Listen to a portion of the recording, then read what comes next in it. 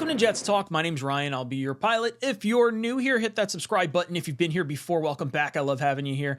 Boys and girls, we are talking BreeceHall. The man returns back to practice, officially on the field for the first time in 11-on-11s, and it was a sight to see. It was absolutely beautiful. He caught a pass from Aaron Rodgers and just took off to the end zone. No one could touch him. And then, throughout the rest of practice, every time he got the ball, basically, the defenders, everyone knew, do not touch BreeceHall. Let this dude go. If you are the dude that hits BreeceHall and knocks him out again, you are not going to be well-liked in this entire team. So I think it was, I don't want to say funny, it was good to see Breece back on the field, but there was very clearly a don't touch him, wrap him in bubble wrap type of feel about today. But it looked really good. He was cutting on, both ways, left and right leg. So it doesn't seem like he lost anything from a lateral movement perspective, and the burst is definitely still there. He both caught balls out of the backfield, and he even lined up as a wide receiver at one point with Sauce Gardner defending against him. And I think that was a really cool way to utilize him. He was such a valuable piece in the receiving game last year that I'd love to be able to see more of it, because we only got 7 games out of the guy or whatever last season. So it's going to be good to kind of get that rolling, especially in this new offense. And with all the weapons we have, heck, if you could put him and BreeceHall back in the back, him and Dalvin Cook in the backfield at the same time,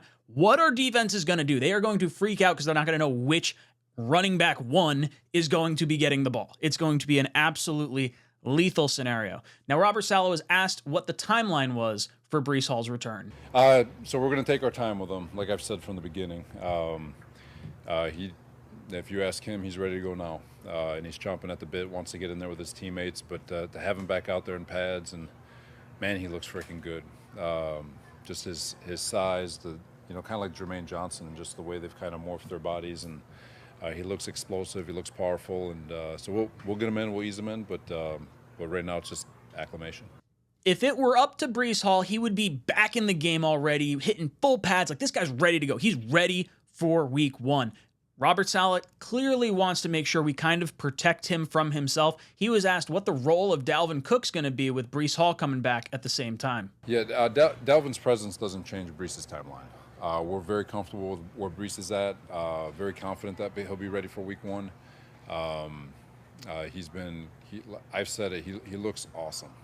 He really does. And our plan for him has been very deliberate in making sure that we're protecting him from him, and making sure that he's 150% ready to roll.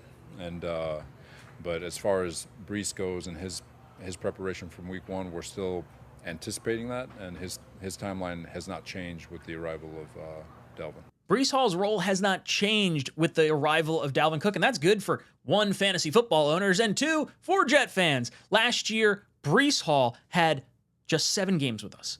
Had 463 yards and 4 touchdowns. That's an average of 5.8 yards per attempt, behind the 25th ranked offensive line in terms of run blocking. So if you get baseline average offensive line play and you're talking 16th overall, that is a huge leap up in potential production, especially with the addition of Dalvin Cook. That's going to take some pressure off Breece's legs. It's going to keep him fresher longer into games and longer into the season. We're expecting a playoff run, or at least a deep run into December that should hopefully better end in playoffs for the first time in a very, very long time. Dalvin Cook was asked what his addition to the New York Jets could bring and why he chose the New York Jets.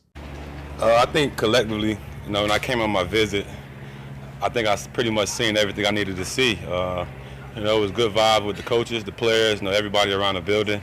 And, obviously when you dig deep and look into the roster, I think all the pieces are put together.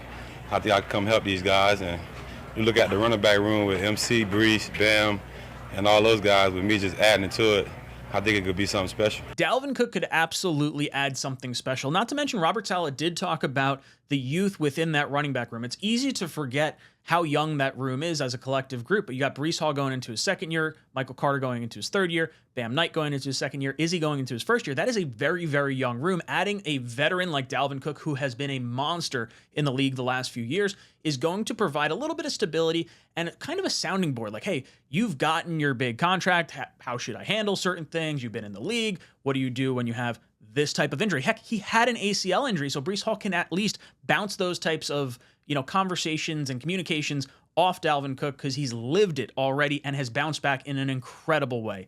So, guys, I love that Breece Hall is back in the fold. I love that Dalvin Cook's in the fold. This is going to be absolutely awesome throughout this entire season. So I want to hear from you guys. How many touches do you expect this running back room to get specifically? It could be, percentage based. It could be snap based, whatever you want to do. But I'm curious to see what you think the breakdown is absolutely going to be down below in the comment section. Let me know how you feel about Cook, how you feel about Breece, how you feel about both these dudes being in the backfield. Let me know in the comment section down below. And as always, go Jets.